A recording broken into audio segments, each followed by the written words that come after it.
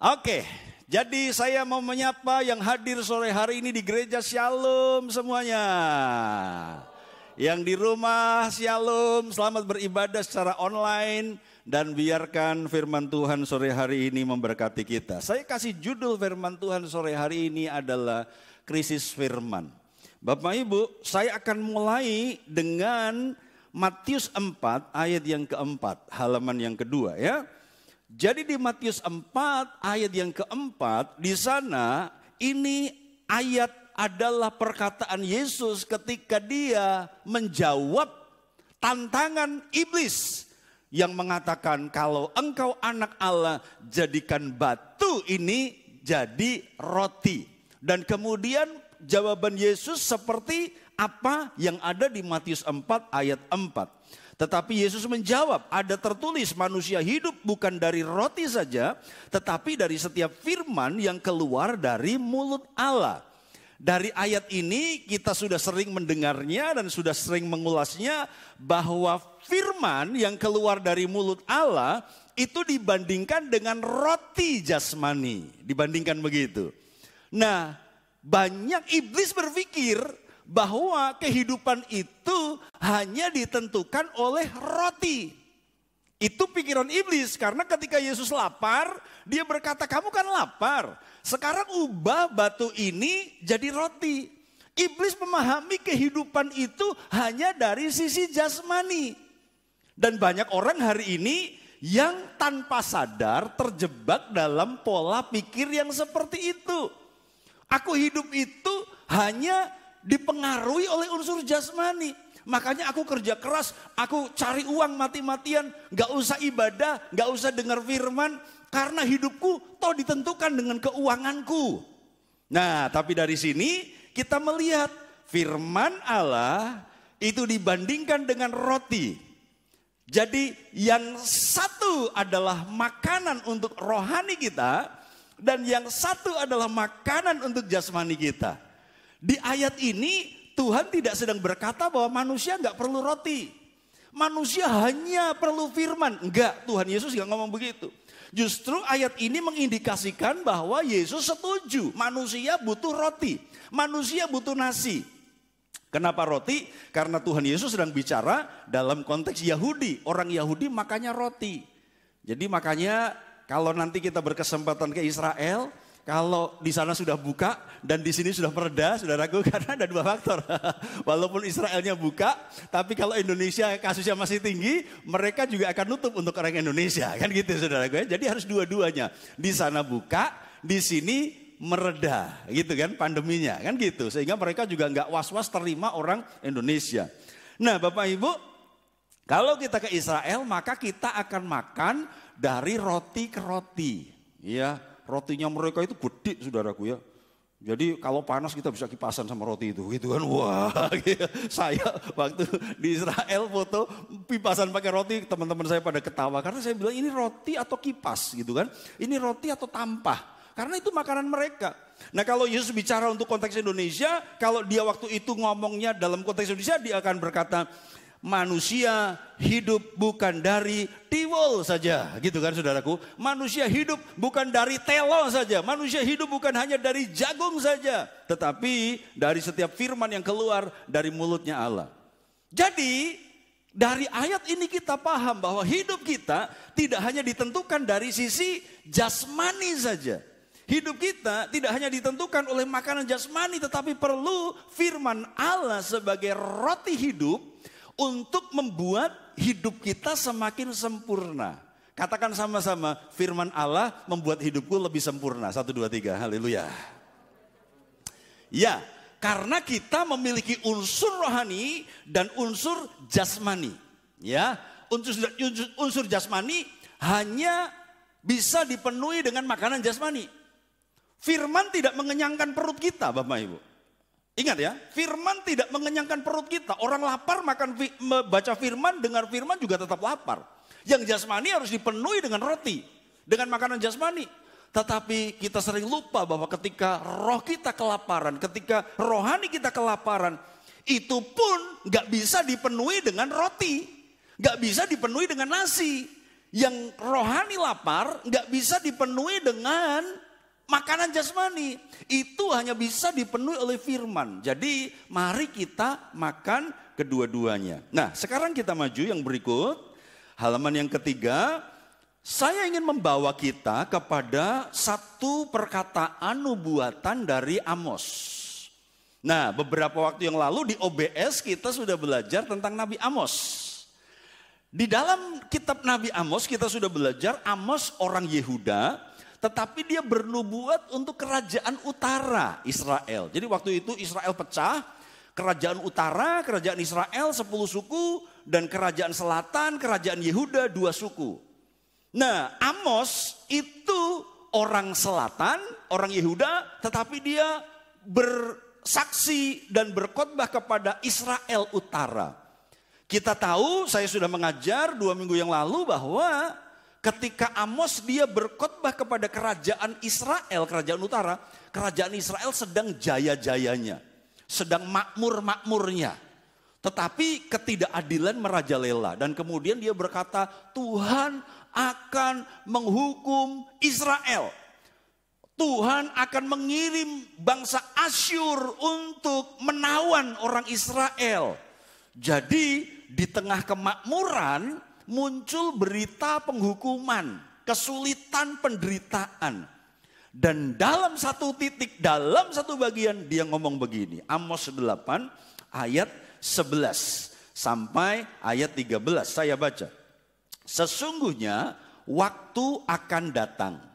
Berarti belum datang waktunya ya. Ini dia bicara untuk masa depan.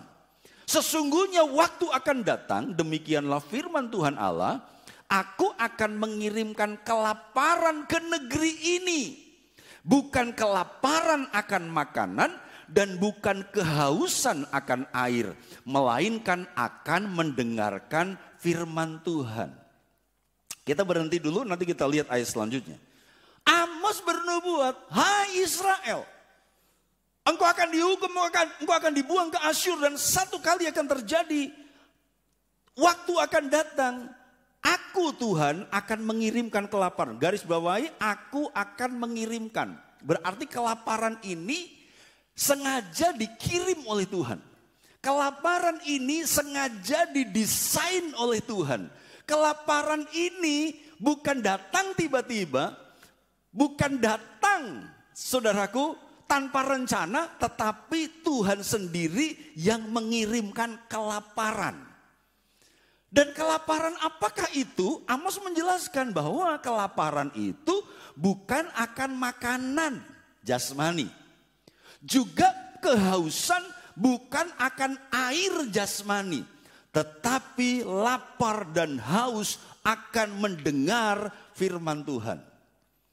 Bapak Ibu, dari sini kita ngerti bahwa konsep firman Allah itu adalah makanan rohani, itu sudah ada sejak perjanjian lama.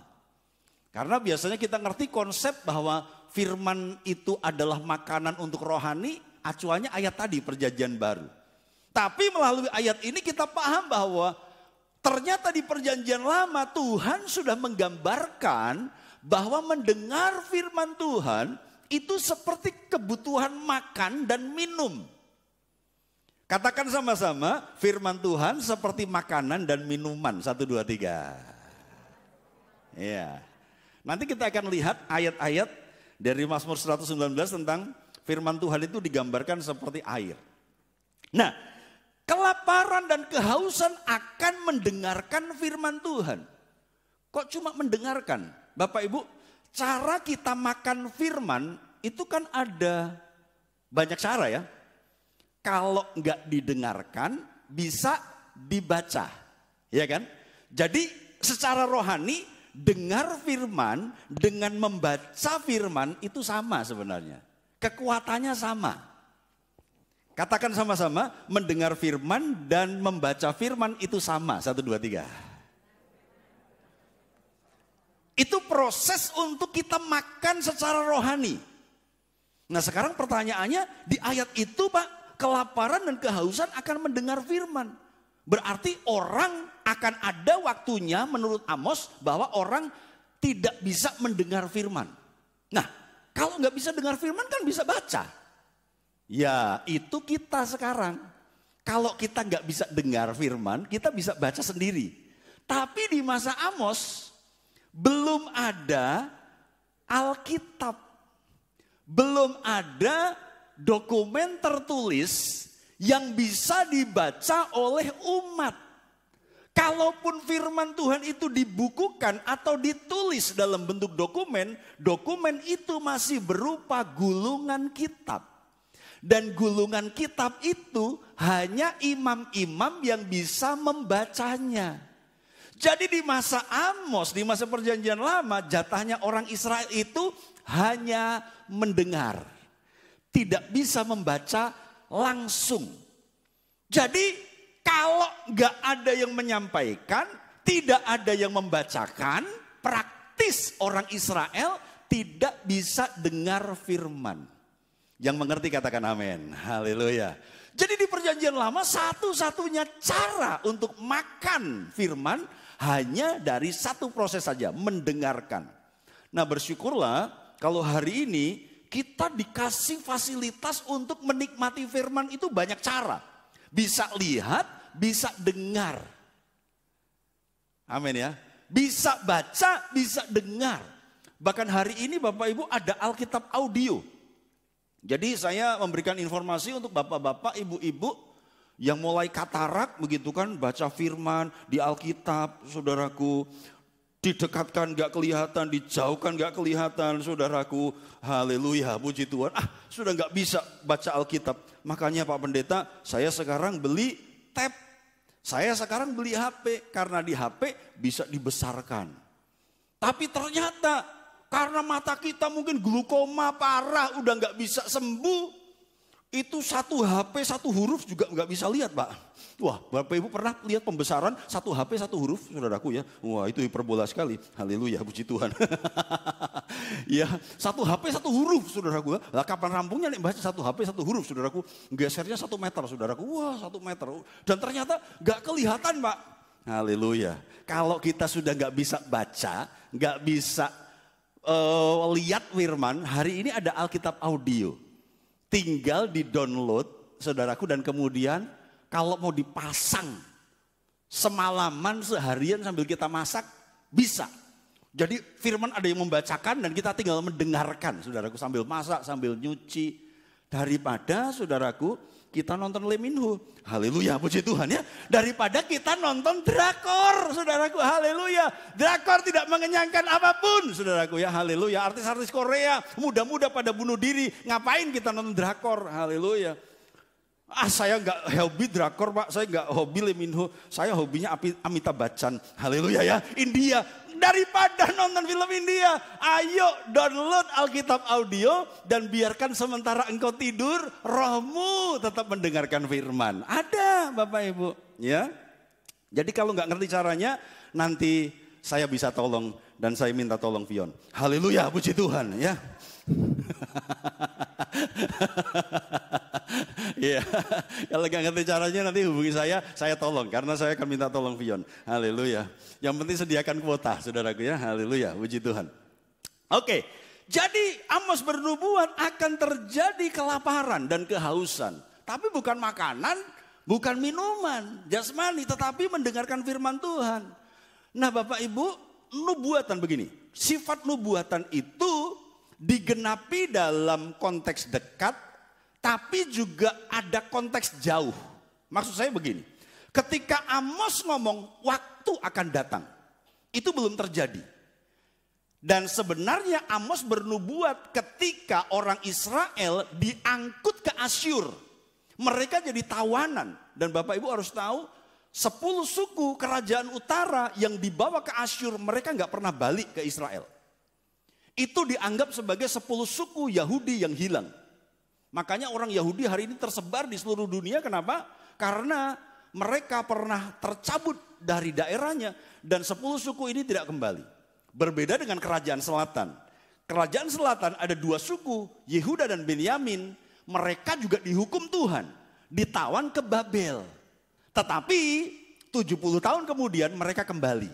Gitu kan? Mereka yang membangun kembali bait Allah, mereka yang memperbaiki tembok Yerusalem yang roboh itu. Jadi yang kembali ke Israel itu hanya 2 suku. 10 suku hilang, tersebar di seluruh penjuru dunia.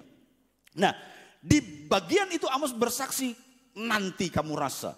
Kalau kamu diangkut Asyur, kamu jadi tawanan, kamu jadi budak di sana, kamu jadi jajan di sana, kamu gak bisa ibadah. Kamu gak bisa dengar firman. Itu bangsa kafir, bangsa penyembah berhala. Mereka gak mengakui Tuhan Yehova. Mereka punya sesembahan yang lain. Kamu akan merindukan firman. Kamu gak bisa lagi dengar firman. Dan kamu baru tahu artinya kelaparan dan kehausan akan firman. Jadi Bapak Ibu, orang Israel melalaikan ketika firman itu melimpah.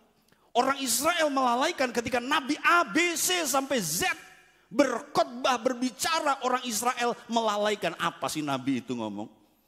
Amos dia diusir kan. Hei, jangan bernubuat di Betel. Pulang ke Yehuda. Nah begitu kan. 2 minggu yang lalu kita sudah belajar. Imam Ahasia dia ngusir Amos. Jangan khotbah di Betel. Ini ibu kota. Kita sudah punya sesembahan. Ini pusat penyembahan kita. Jadi kamu pulang saja. Diusir. Orang Israel tidak menghargai firman ketika firman itu melimpah. Hari ini firman melimpah. Mau OBS, mau hamba Tuhan lain, Bapak Ibu silakan belajar. Asal pengajarannya sehat saja. Asal pengajarannya benar, silakan dengerin. Bapak Ibu nggak harus mendengarkan saya saja, Bapak Ibu bisa lihat hamba-hamba Tuhan yang lain. Hari ini Tuhan bikin gereja menyatu sehingga kita bisa menikmati firman Tuhan yang begitu banyak. Tapi kalau sudah limpah begitu, kita tetap tidak hargai firman, maka ada konteks jauh. Jadi walaupun nubuatan ini sudah digenapi ketika orang Israel ditawan di Asyur, tapi nubuatan selalu punya konteks jauh. Sehingga saya berani berkata di akhir zaman akan kembali lagi kelaparan dan kehausan akan firman. Itu kapan terjadi? Saya nggak tahu. Tapi ada satu kali orang anak-anak percaya, anak-anak Tuhan, dia tidak bisa lagi dengar firman. Dia nggak bisa lagi baca firman. Dan mereka butuh, rindu ibadah ya. Kalau susah begini rasanya baru ingat cari Tuhan. Kalau susah dalam penderitaan, dalam aniaya, rasanya kita baru perlu Tuhan. Tapi firman sudah nggak ada lagi. Waktu akan datang. Karena itu pesan sore hari ini, mari nikmati firman, makanlah firman, selama firman itu tersedia dengan limpah. Nah, ayat 12. Mereka akan mengembara dari laut ke laut dan menjelajah dari utara ke timur untuk mencari firman Tuhan, tetapi tidak mendapatnya. Jadi, ketika sekarang kita paham firman itu seperti makanan dan minuman, maka yang namanya orang lapar itu gak bisa dislamur, kata orang Jawa ya. Tidak bisa dialihkan dengan yang lain.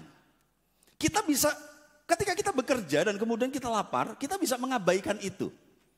Tetapi biasanya kalau saya lagi sibuk begitu kan, lapar, sebentar lagi lah, saya lagi sibuk, saya lagi belajar nih, asik dapat sesuatu nih. Saya kemudian abaikan rasa lapar saya. Yang terjadi adalah ketika saya selesai belajar, saya lupa lapar saya.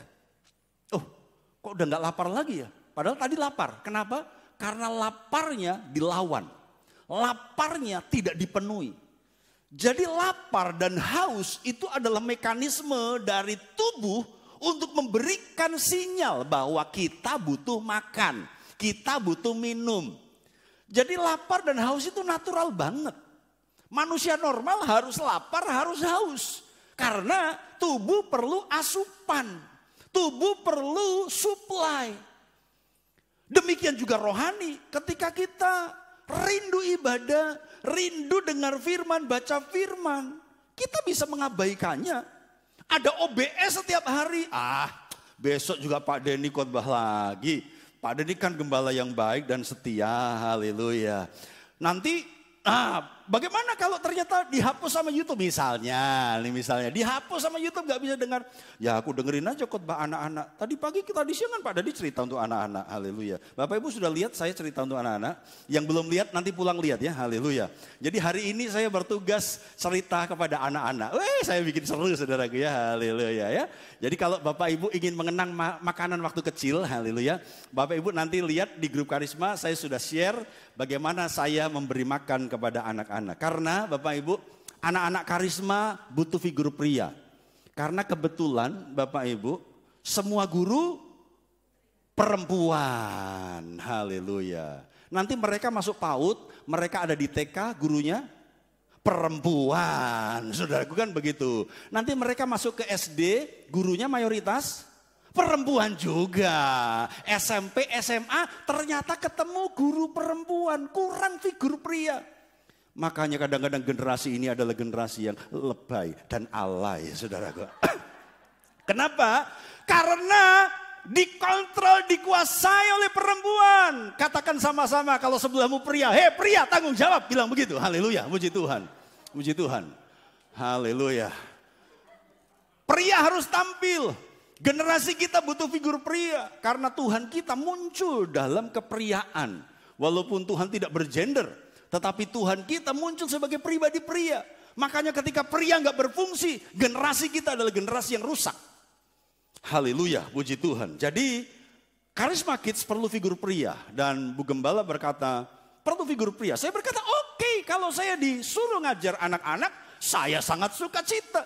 Saya lakukan dengan sukacita. Kenapa nggak dari dulu? Mungkin mereka juga canggung mau minta saya untuk melayani anak-anak. Padahal saya lakukan dengan sukacita, saudaraku ya. Haleluya. Ya, mungkin Tuhan kasih desain saya untuk karunia badut, saudaraku ya. Haleluya. Sehingga anak-anak pun, anak-anak harus bisa makan juga. Orang yang ada Yesus, dia harus cinta orang tua dan cinta anak. Ya, haleluya. Puji Tuhan. Bapak Ibu, ada kelaparan dan mereka mencoba memenuhi kelaparan kehausan itu dengan melintasi laut. Mereka melintasi negeri, mereka ke utara, ke timur, tapi nggak bisa dengar firman. Mereka tidak mendapatkannya. Ayat 13, yuk kita baca sama-sama ayat 13. 1, 2, 3. Pada hari itu akan rebah lesu anak-anak dara yang cantik dan anak-anak teruna karena haus. Anak dara itu perawan. Anak teruna itu pemuda.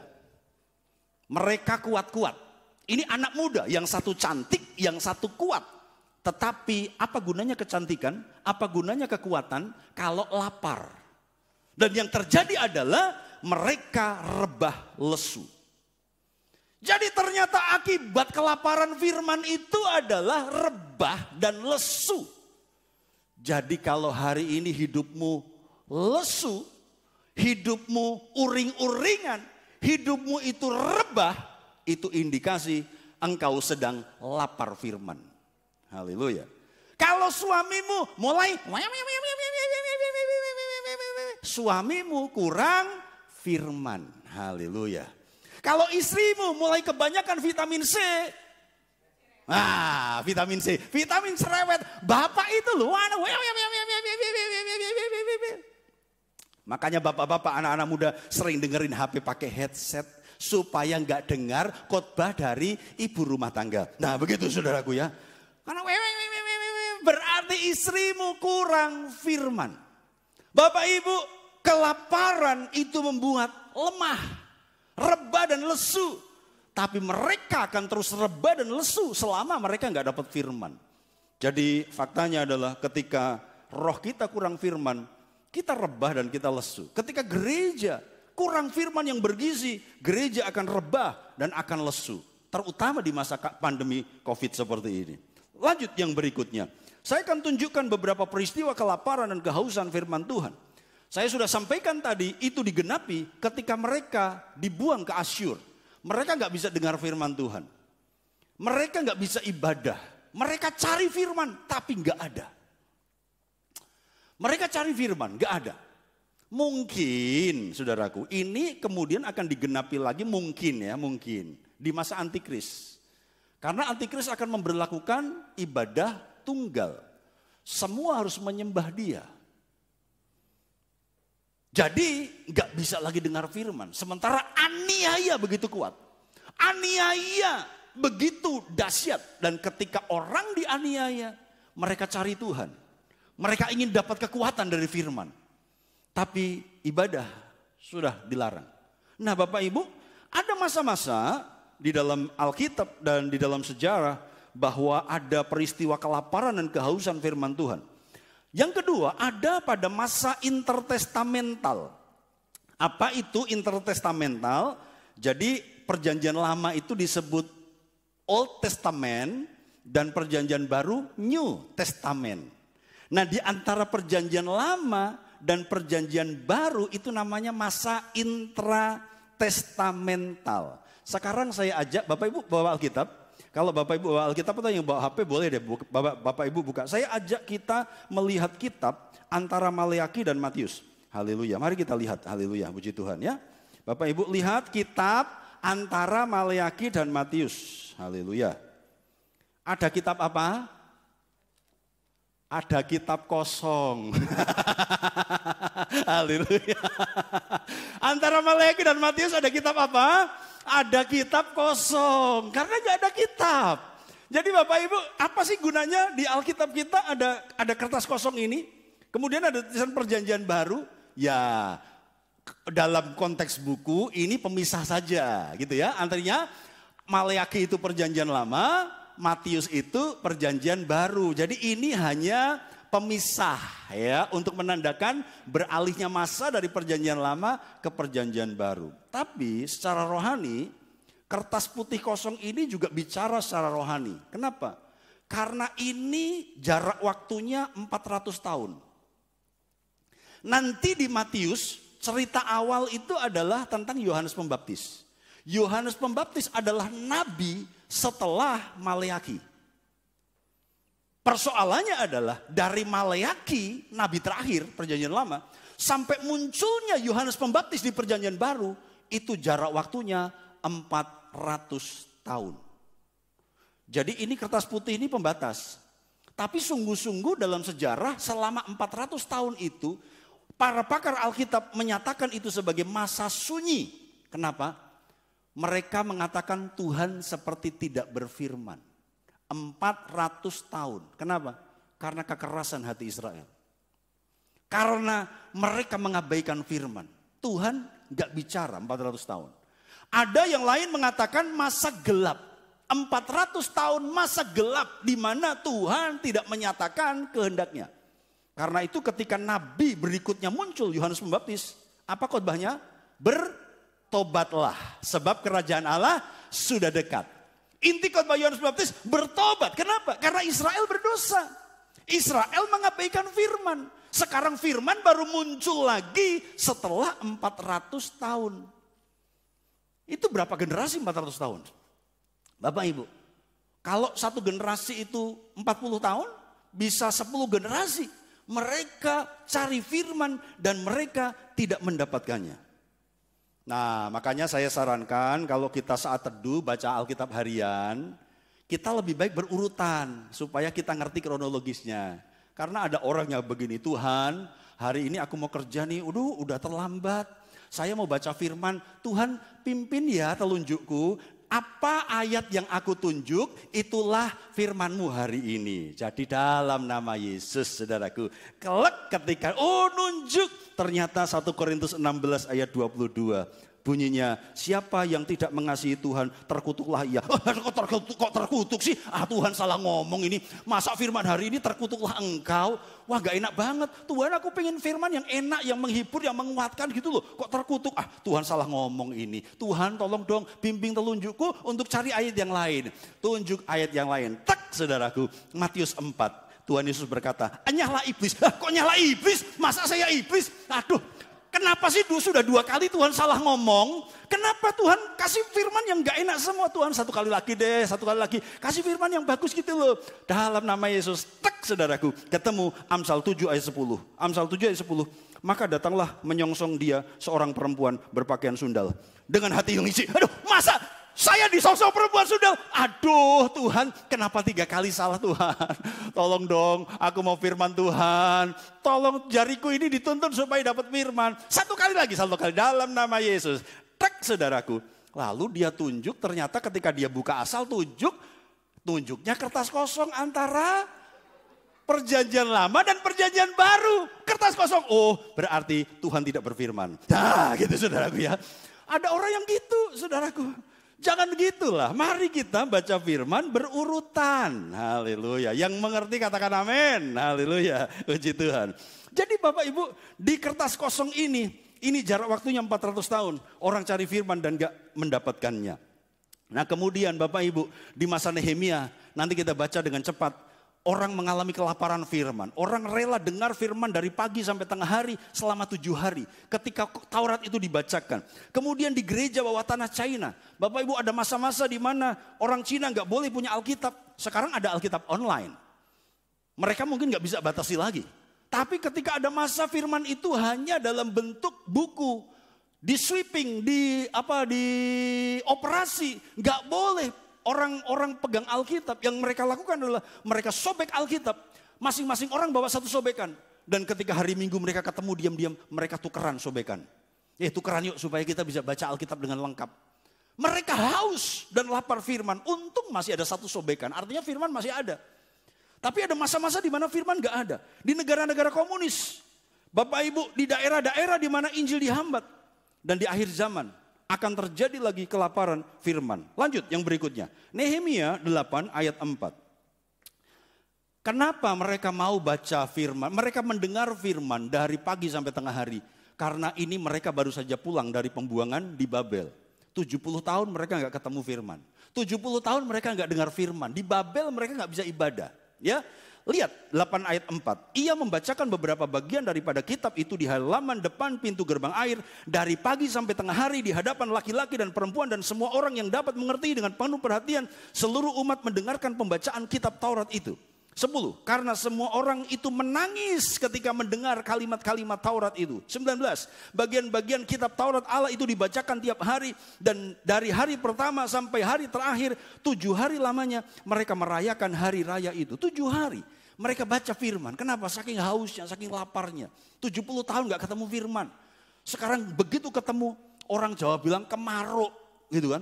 Orang baru sembuh sakit dan kemudian ketemu makanan yang dia impikan, gak bisa dimakan selama sakit, kemaruk. Dari pagi sampai tengah hari, 7 hari mereka baca, mereka dengar dengan menangis. Kenapa? Karena rindu. Jangan abaikan firman Tuhan hari ini. Mari kita nikmati, mari kita makan supaya kita jadi kuat. Terus yang berikutnya. Saya sampaikan beberapa tanda kekurangan firman. Bapak Ibu mengertikah kita bahwa gejala-gejala ini, kekerasan, pemberontakan, kejahatan, kehancuran, kekacauan, perzinahan, ketakutan, pembunuhan, pelecehan, perkelahian, arogansi, kekerasan hati.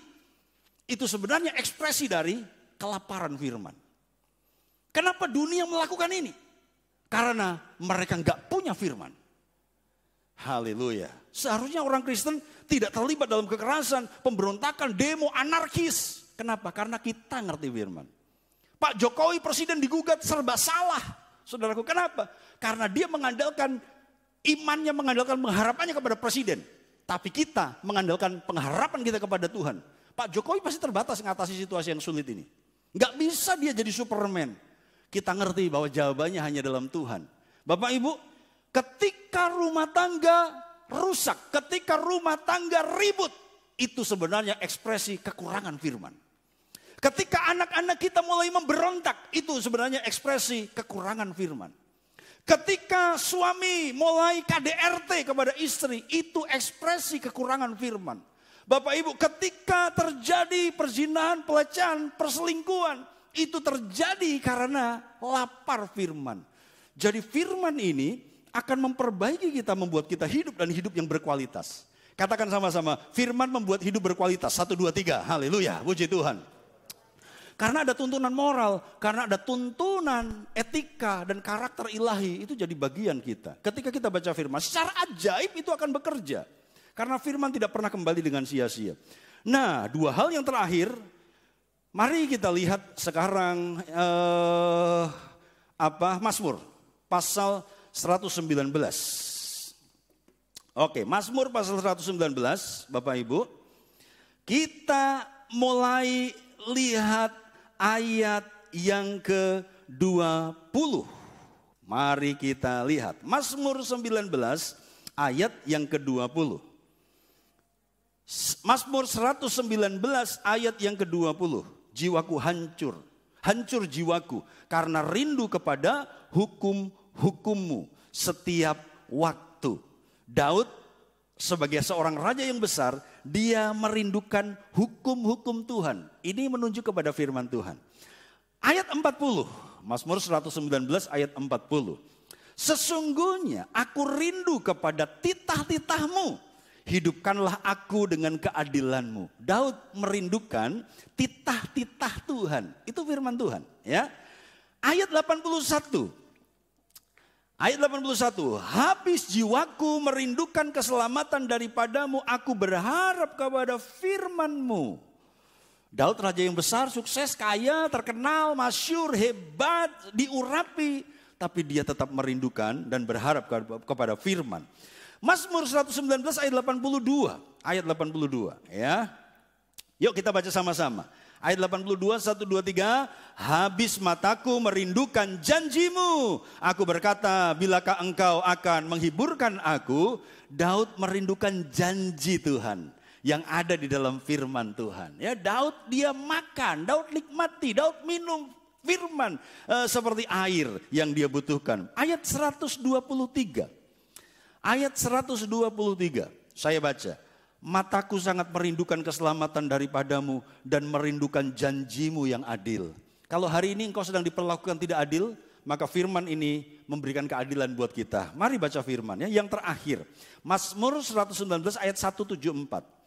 Mazmur 119 ayat 174. Saya baca, aku rindu kepada keselamatan daripadamu ya Tuhan, dan Tauratmu menjadi kesukaanku. Oke, kembali ke halaman PowerPoint saya terakhir. Kita siapkan hati kita untuk masuk dalam perjamuan kudus. Haleluya. Puji Tuhan. Sahabat OBS yang ada di rumah, siapkan perjamuan kudus dan kita akan masuk, tetapi halaman terakhir. Bapak Ibu, mari kita baca sama-sama. Yohanes 1 ayat 14, 1, 2, 3. Firman itu telah menjadi manusia dan diam di antara kita. Dalam terjemahan bahasa Inggris kata manusia itu dipakai kata daging. Jadi firman itu telah menjadi daging. Jadi firman yang tidak kelihatan itu menjadi daging dalam wujud Yesus Kristus, menjelma menjadi manusia, menjadi tebusan dosa kita, dan dia menyerahkan nyawanya untuk mengampuni dosa kita. Dan hari ini kita akan memperingati bagaimana kasih Tuhan yang jadi daging itu, yang adalah firman untuk bersekutu dalam bersama-sama dengan kita. Amin firman Tuhan. Haleluya. Tutup Alkitabmu, tundukkan kepalamu, kita siapkan hati kita masuk dalam firman. Firman-Mu berkata kau besertaku, maka kuat roh dan jiwaku. Tangan-Mu Tuhan, Tangan-Mu Tuhan selalu ku nantikan. Di setiap langkah ku percaya. Firman-Mu berkata, Firman-Mu berkata kau besertaku, maka kuat roh dan jiwaku. Tangan-Mu Tuhan selalu ku nantikan. Di setiap langkah ku percaya, dengan sayap-Mu ku akan terbang tinggi. Di tengah badai hidup ku tak menyerah. Kau kekuatan dan perlindungan bagiku, pertolonganku di tempat yang maha tinggi.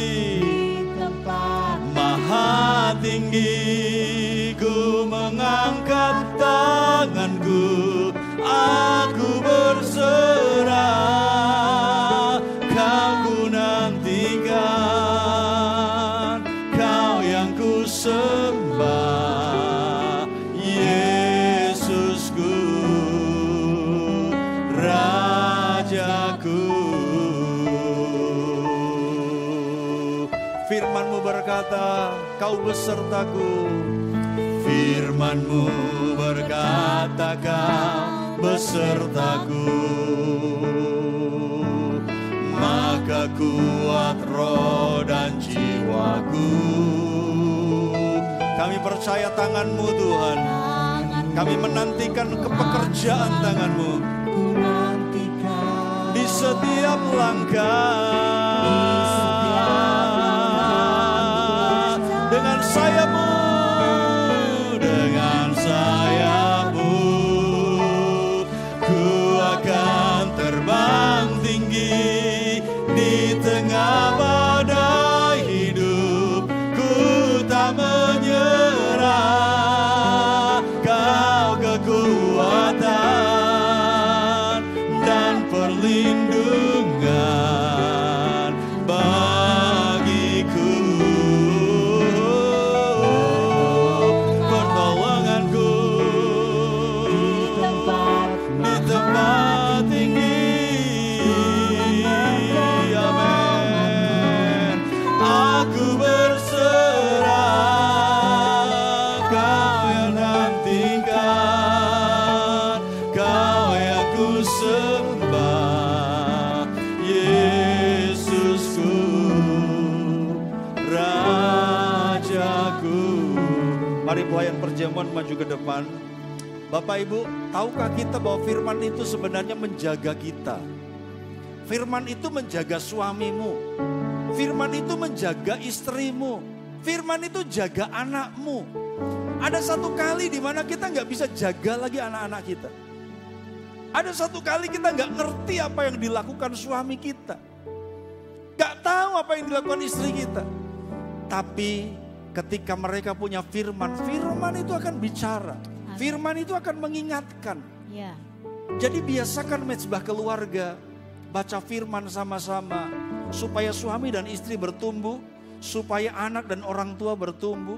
Dan biarkan ketika engkau nggak bisa lagi ngomong kepada anakmu, maka firman itu yang bicara kepada mereka. Amin. Mari kita berdiri bersama-sama. Siapkan hati kita masuk perjamuan kudus Bapa. Kami mau masuk perjamuan kudus, kami mau mengingat pengorbanan Yesus, firman yang sudah jadi daging, dan kemudian daging itu diserahkan untuk menjadi pengampunan dosa kami. Daging itu Tuhan yang menanggung segala dosa dan sakit penyakit kami. Tuhan, dan biarkan Engkau bekerja sore hari ini, memberikan pemahaman dan kekuatan. Bapa, biarkan Engkau Tuhan yang akan memberikan teguran, penghiburan. Dan biarkan mulai hari ini kami akan menghargai firman. Sama seperti kebutuhan kami akan makanan dan minuman. Terima kasih Tuhan. Dalam nama Yesus kami mau masuk perjamuan kudus. Haleluya. Amin. Silakan duduk. Firman-Mu berkata, Kau besertaku. Maka kuat roh dan jiwaku. Tangan-Mu Tuhan selalu ku nantikan. Di setiap langkah ku percaya. Firman-Mu, firman-Mu berkata, Kau besertaku. Maka kuat roh dan jiwaku. Haleluya. Engkau ku nantikan.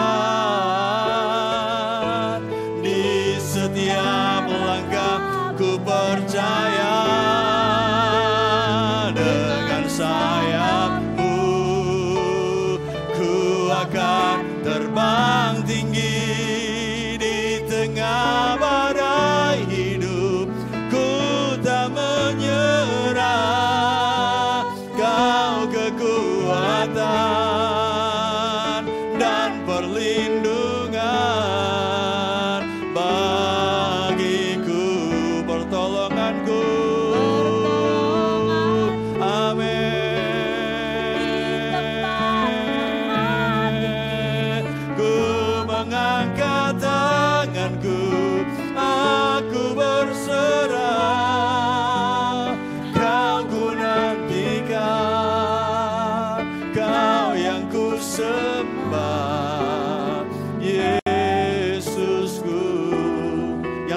terima mari berdiri bersama-sama. Yang belum terima boleh duduk saja. Dengan sayapmu ku akan terbang tinggi di tengah badai hidup. Ku tak menyerah, Kau kekuatan dan perlindungan bagiku. Sungguh Engkaulah pertolongan kami. Manusia tidak bisa tolong kami. Tuhan, firman-Mu membangkitkan kelesuan kami. Firman-Mu membangkitkan kami, Tuhan. Kau ku nantikan, Kau yang ku sembah, Yesusku, Rajaku. Mari sembah Dia, mengucap syukur buat firman Tuhan yang masih kita baca, masih bisa kita dengar, masih bisa kita nikmati. Sebab ada banyak orang yang hari ini tidak bisa lagi mendengarkan firman Tuhan. Haleluya. Tanamkan dalam hati kami, Tuhan.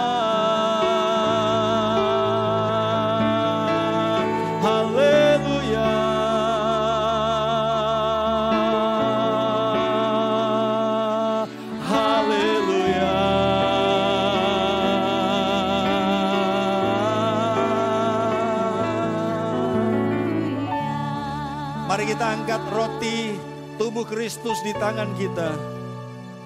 Tubuh ini yang diserahkan.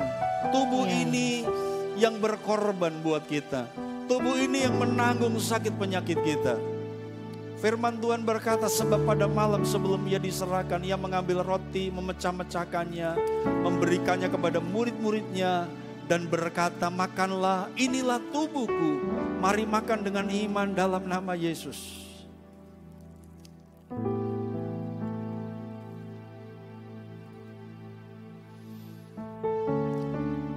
Terima kasih Tuhan. Terima kasih Tuhan.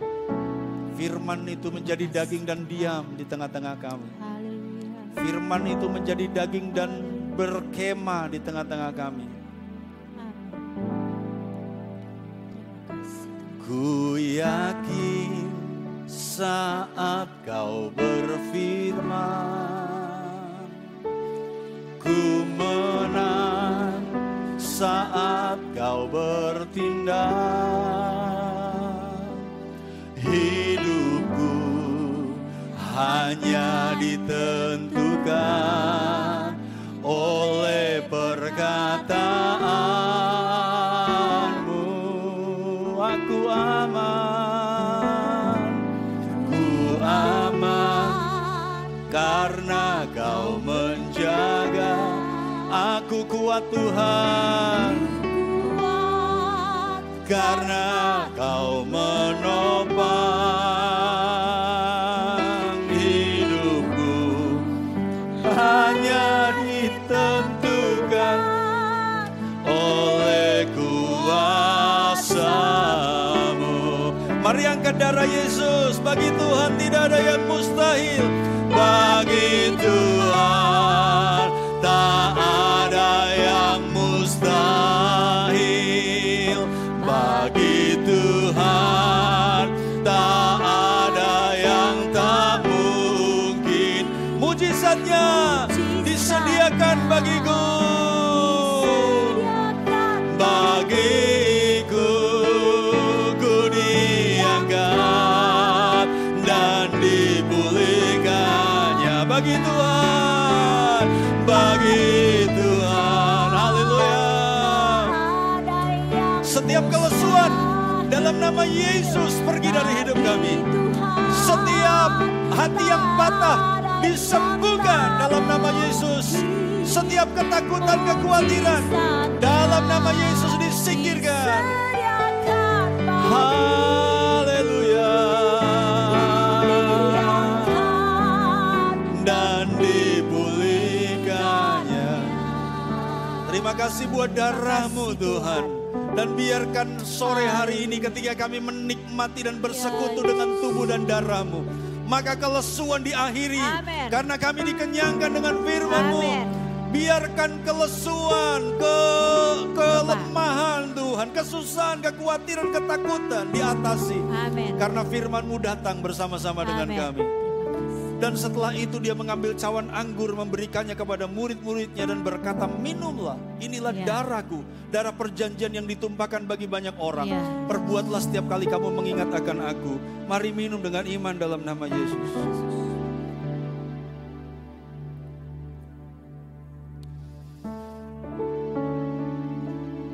Bagi Tuhan tak ada yang mustahil. Bagi Tuhan Engkau sedang bekerja dan mengenyangkan. Engkau sedang bekerja dan memuaskan. Firman-Mu memuaskan hasrat hati kami. disediakan bagi Ada mujizat, perubahan, kebangkitan. Dan dipulihkannya. Bagi Tuhan, bagi Tuhan tak ada yang mustahil. Yes, haleluya.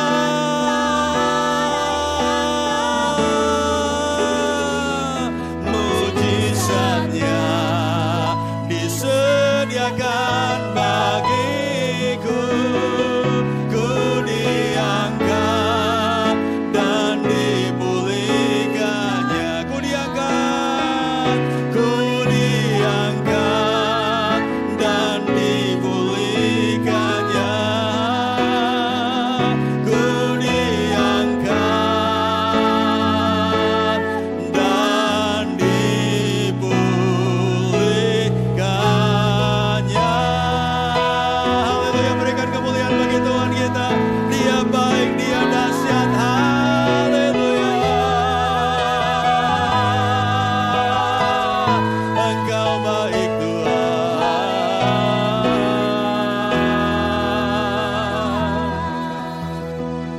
Tuhan, sebelum kami pulang, biarkan Engkau memberkati umat-umat Tuhan. Karisma Family, sahabat OBS, Bapa, biarkan firman yang melimpah-limpah di akhir zaman ini kami nikmati, kami lahap, dan biarkan kami sehat, kami kenyang, kami berenergi, kami kuat, kami perkasa, dan kami tidak rebah, kami tidak lesu Tuhan. Gereja-Mu bangkit di masa pandemi ini. Biarkan usaha umat-umat-Mu diberkati, dibedakan dengan usaha-usaha orang lain. Pekerjaan, keluarga, kesehatan, studi anak-anak kami diberkati. Dan biarkan keberuntungan yang ajaib turun dalam hidup-Mu. Biarkan perlindungan yang sempurna dan keberhasilan yang maksimal. Dan sekarang pulanglah, terimalah berkat anugerah dari Allah Bapa, kasih sayang anaknya yang tunggal, persekutuan Roh Kudus, memelihara roh jiwa tubuhmu sempurna tak bercacat sampai Yesus datang menjemput gereja. Dalam berkat nama Tuhan Yesus Kristus, haleluya, amin. Shalom, berkat dalam, selamat malam, Tuhan memberkati.